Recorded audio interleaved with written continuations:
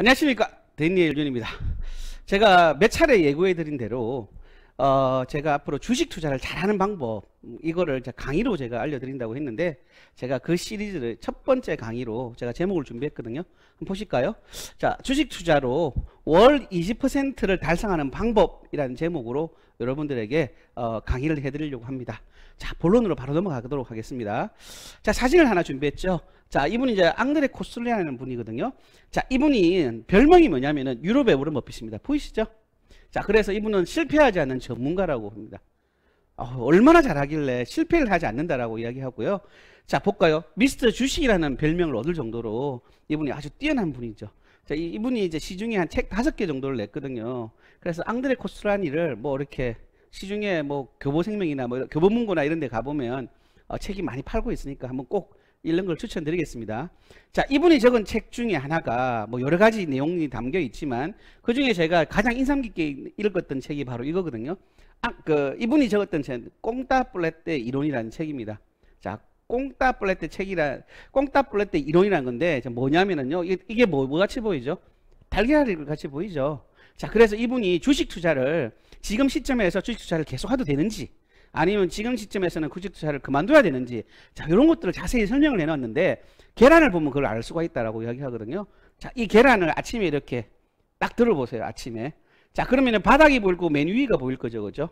자, 그 기준점을 뭘로 잡느냐면은 여기 있죠. 금리 고점, 금리 저점을 기준으로 잡아라는 이야기예요. 자, 그래서 계란을 딱 들면 요 맨 아래 부분 있죠. 요 맨 아래 부분은 당연히 금리가 0%겠죠. 요 윗부분은 이제 몇 프로가 되느냐, 이거는 좀 이따 제가 알려드리겠지만, 일단 설명을 먼저 드릴게요. 자, 바닥을 찍고 금리가 올라갈 때, 계란이 바닥을 찍고 올라갈 때 말입니다. 이 올라갈 때, 그리고 최고점, 이렇게 한 바퀴 돌았을 때, 어떤 위치에 있는지를 확인하라는 이야기거든요. 그러면 금리가 얼마인지를 알아야 되겠죠. 자, 우선은 요거부터 설명을 드릴게요. 자, 금리가 도대체 주식하고 어떤 연관이 있길래 이렇게 투자를 하라고 하는지 설명을 하는 거거든요. 자, 볼게요. 자, 여기 미국입니다. 금리. 여기 한국 금리입니다.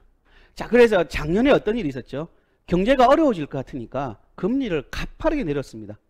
그죠? 원래 금리는 베이비 스텝이라 그래서 0.25% 올렸다가 0.25% 낮추는 거거든요. 금리를 한 방에 막 올리고 이러진 않거든요. 근데 좀 여기 보세요. 한 방에 내리고 있죠. 이게 어떤 의미냐면 세계 경제가 위험할 것 같으니까 금리는 낮추고 통화량을 엄청나게 푸는 거거든요. 뭐 이거는 경제의 메커니즘입니다. 자, 보실까요? 금리가 이렇게 올라갔다가 내려가는 모습 보이죠, 미국에서요. 그래서 지금은 언제죠? 0.0%입니다. 그리고 0.25%거든요. 이 말 뜻은 뭐냐면은 돈도 주고 이자도 주겠다는 의미입니다. 마이너스 금리라는 이야기거든요. 자, 한국 금리 볼까요? 한국은 미국만큼은 신용도가 좋지 못해서 금리를 똑같이 낮추면은 국채를 아무도 안 사거든요. 그래서 한국 금리는 0.75입니다, 지금. 자, 그런데 이게 지금 언제 뉴스냐면은요, 2020년 3월이거든요. 코로나가 막 오기 직전의 상황이거든요. 그래서 코로나가 오고 난 다음에는 금리가 더 내려요. 그래서 지금 최근의 금리가 어떻는지 한번 볼까요? 자, 보이시죠? 자, 기준금리 인상 필요성 언급이라고 내년에 올려야 된다라고 이야기했죠. 아직까지는 미국은 0%에서 0.25입니다. 자, 재정지출 확대로 인해서 이건 읽어보시고요. 빨간 것만 볼게요. 자, 그 연방준비제도가 연준이라고 하거든요. FED가요.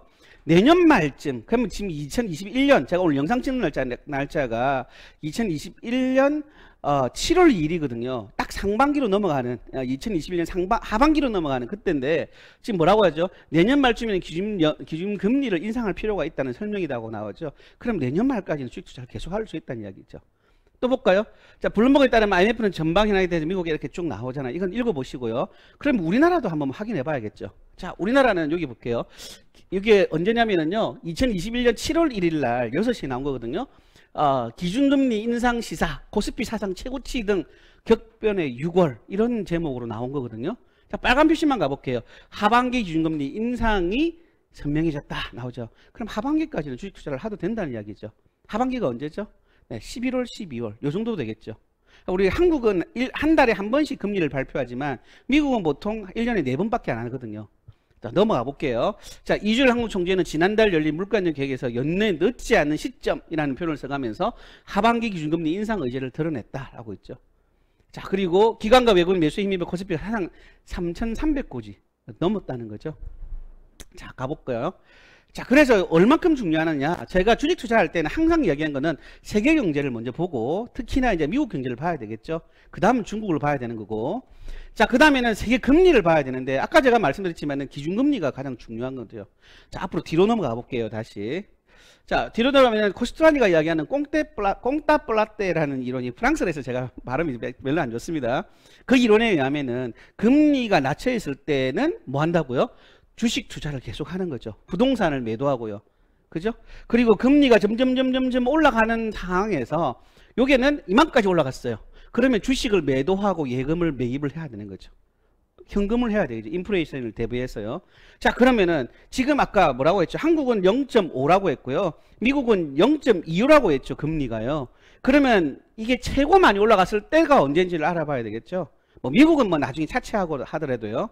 미국은 어마어마하게 뭐 7% 이상 올라가는 때가 있었습니다. 제가 이야기하는 건 2000년도 이후 말합니다. 지금 2000년대 이후에 2020년까지 금리가 최고 많이 올라갔을 때를 우리가 한번 찾아보자는 거죠. 자, 그러면 한국은 2012년 4월 정도로 되더라고요. 제가 찾아봤거든요. 이 강의를 위해서. 자, 2012년 4월에 5.25%를 최근 20년 이내에 최고 많이 올라갔습니다. 최근 20년 기준으로 잡아야 되지 않을까요? 그죠? 자, 미국은 한 7%까지 올렸던 적이 있더라고요.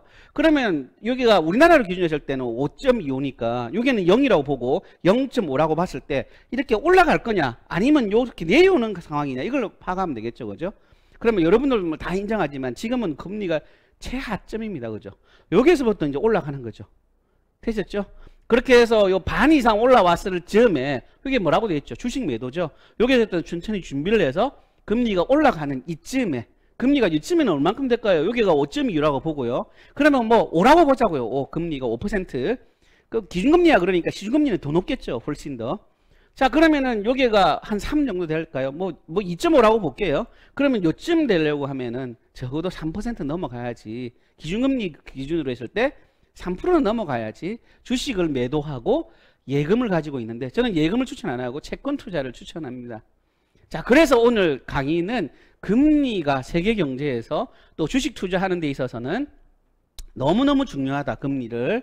자, 그 다음에는 중요한 건 뭐냐면은, 그러면 주식 투자를 해야 된다 그러면은 어떤 종목, 기본적 분석을 해서 리더 섹터나 종목군을 찾아내고 그 기업의 가치를 찾아내는 게 우리가 해야 할 일이라는 이야기고요. 그러면 이 종목이 실제로 추세로 봤을 때는 지금 올라갈 건지 내려갈 건지 그리고 이평선을 바라봤을 때 지금 투자했을 때 가장 효율적인 투자 방법이 어떤 건지 자, 이런 부분은 앞으로의 강의에서 제가 자세히 설명드리도록 하겠습니다. 오늘 제가 준비한 강의는 여기까지고요.